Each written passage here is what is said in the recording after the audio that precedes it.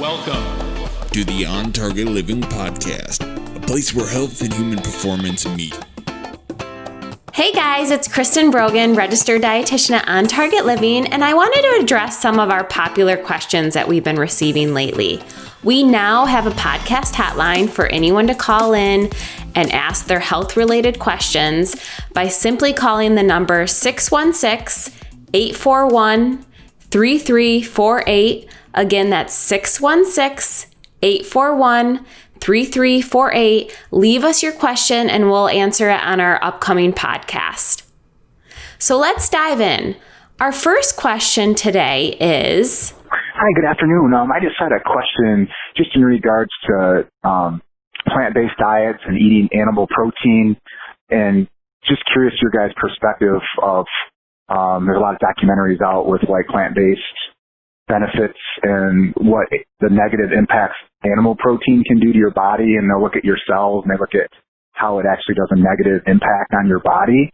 And I know that's not, I kind of eat plant-based and meat-based foods, but was curious how you guys look at that, and just guidance on what people should do with the food that they eat, and the choices that they make with their food. So thank you. Great question. So plant-based, it's all over today, the new plant-based diet. Sometimes we're living on these two extremes when it comes to food. Either we're living plant-based or we're completely opposite and living on that paleo diet. So I think what we need to do is we need to find more balance when it comes to food. Now, plant-based products are said to be kind of the new processed foods. They don't always mean healthy. And so our take on plant-based foods are they're healthy as long as they're in fact made from plants found in nature. So think about ingredients as the number one indicator of quality. Ingredients are the number one way to determine whether something's healthy or not, especially if you're going more towards plant-based. So even if something says, low calorie or zero cholesterol, it doesn't always tell you the quality of the food or what it's going to do in the body. So a simple way to understand whether certain plant-based foods are healthy is to read the ingredient list. If you can't read an ingredient, you probably shouldn't eat it. Another question to ask yourself is your food made by scientists in a lab or by the farmers in the field? So there's a lot of plant-based products on the market, including plant-based burgers. And most of those burgers are made with over 20 different ingredients, all of which are made in a lab. Many of those ingredients are genetically modified, which really causes inflammation in the guts, and we simply don't always know what it's going to do to us long term. So plant-based can be very healthy as long as you're choosing plant-based foods that are close to the source in their most natural state. So if you are doing a plant-based burger, maybe it's made with mushrooms or brown rice or real quality ingredients that your body knows what to do with. Now, we aren't a big fan of substitutions, meat substitutions, egg substitutions, cheese substitutions, because it really is just another form of processed food. So the longer the ingredient list, the more processing is involved. Now, I think we all can benefit from eating less meat. And the meat that we do eat should be better quality. So we always like to tell people to start with choosing organic animal products. So if you're eating meats or any animal products for that matter, you want to make sure that you choose organic. This will be free of genetically modified feed and antibiotics and growth hormones. So think about choosing organic poultry, grass-fed beef, even wild game meats will be really healthy, really delicious as well. So you can always kind of upgrade the source and the quality there when it comes to animal products. Now, we have a lot of recipes in our cookbook on plant-based meals. We have a new veggie pesto wrap. We have some delicious veggie burgers. We have some delicious salads. So you really don't need to eat meat to get a lot of protein. So there's no reason if you're eating leafy greens and fruits and vegetables and nuts and seeds, you're going to get enough protein.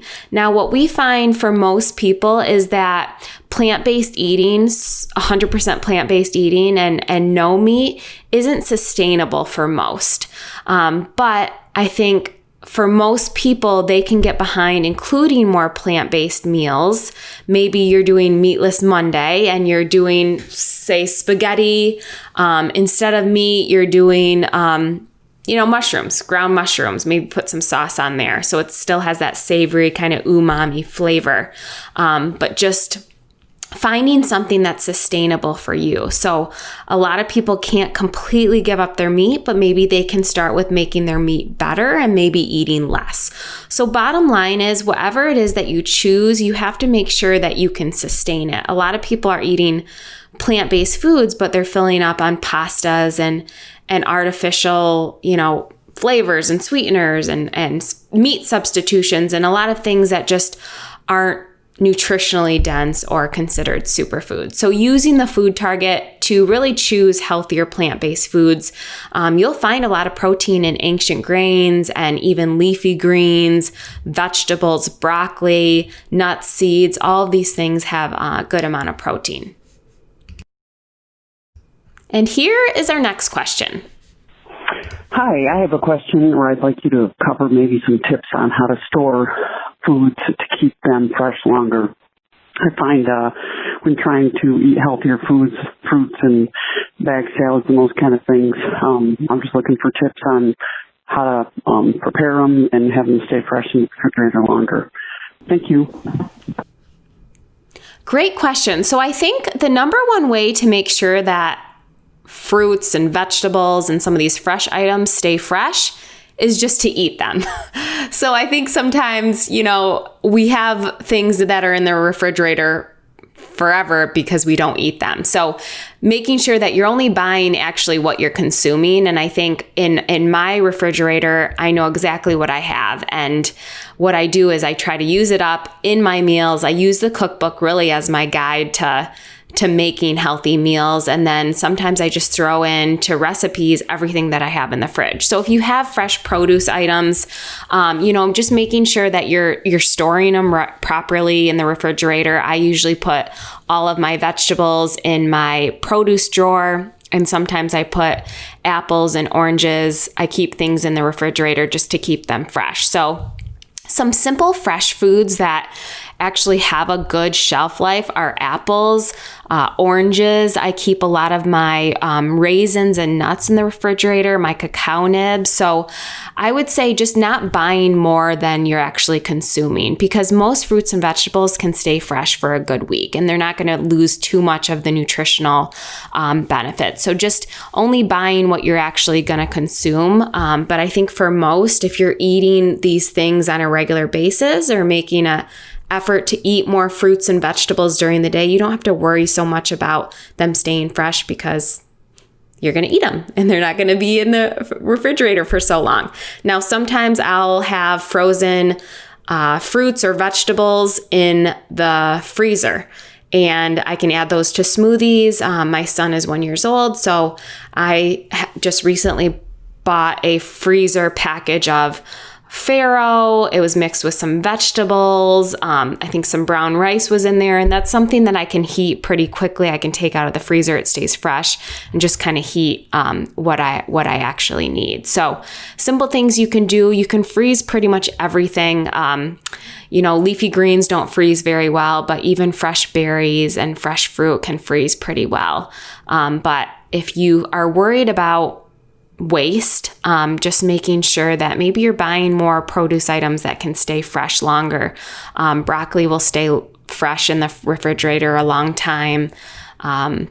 Even a lot of vegetables, bananas, if I don't go through those, I'll just freeze them.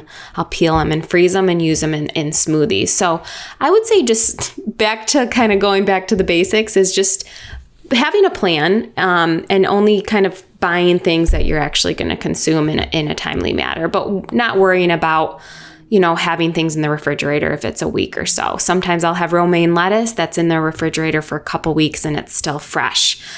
So just having kind of basic stuff on hand. Applesauce sometimes is nice just to have in the cupboard, making sure that it's only one ingredient and just apples. But great question. And here's the next question. Hi, guys. My question is, I have been starting to use a lot of the On Target Living recipes in our daily life. But the tough thing that I'm facing, I'm sure a lot of people face, is getting their spouse on board with some of your practices. So I was just wondering if you guys had any tips about how to encourage your spouse to start eating a little bit healthier, maybe get into some exercise routines, and just kind of start getting closer to matching a lifestyle that I like to practice myself. So thanks so much for all of your help, and I look forward to hearing your answer.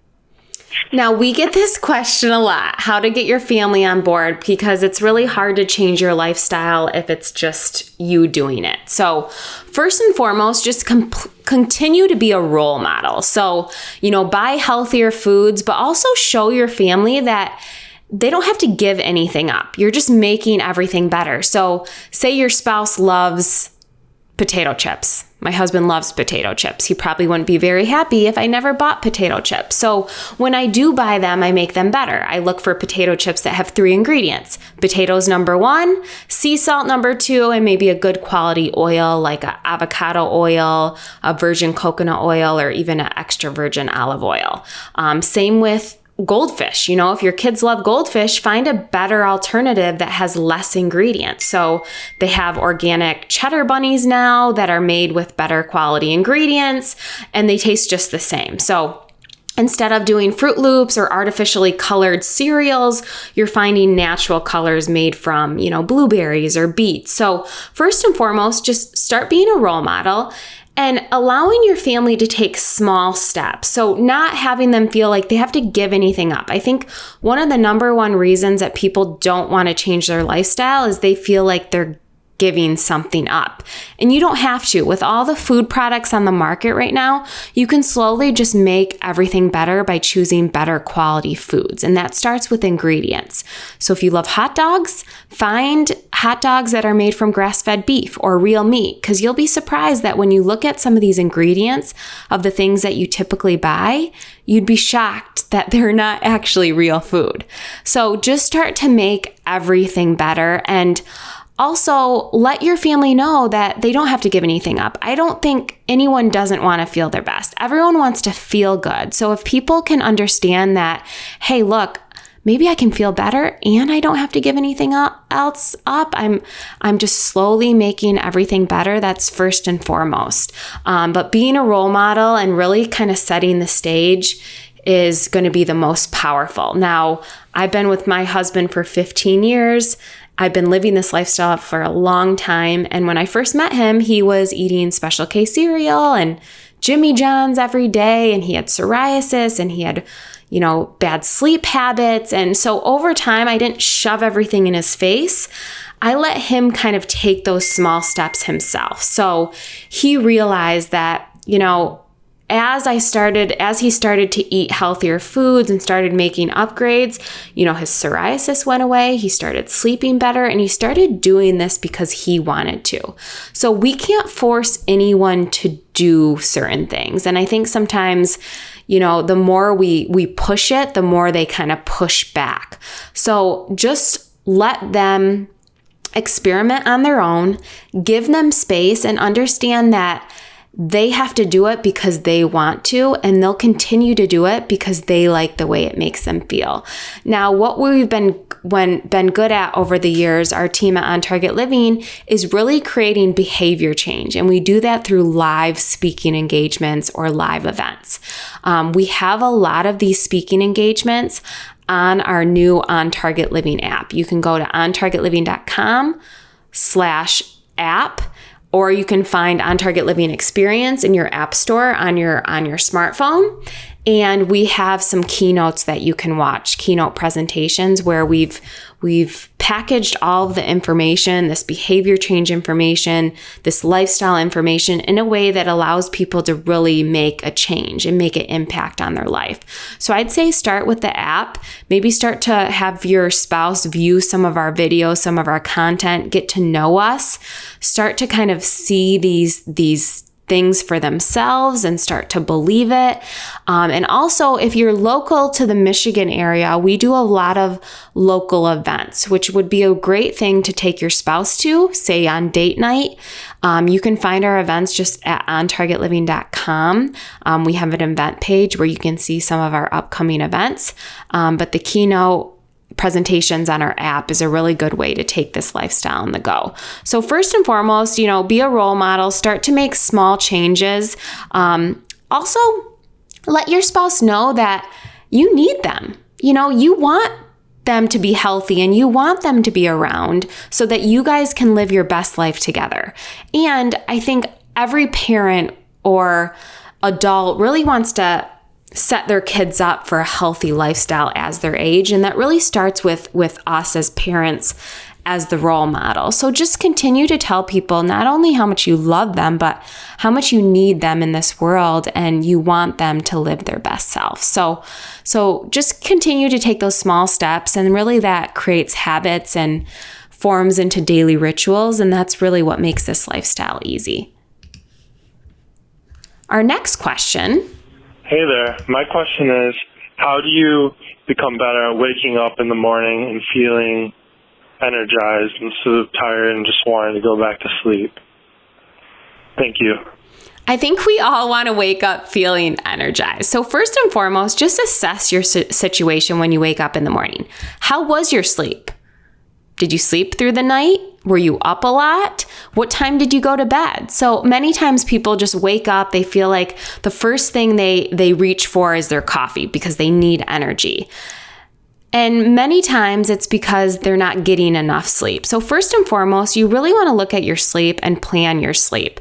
8 hours is ideal sleeping time during the night. So planning your sleep, if you have to wake up at 6 a.m, you better be in bed before 10 p.m. So just making sure that you're getting a good night's sleep, because we know the thing about energy is we have to make it, and we make it through how we rest, how we eat, and how we move.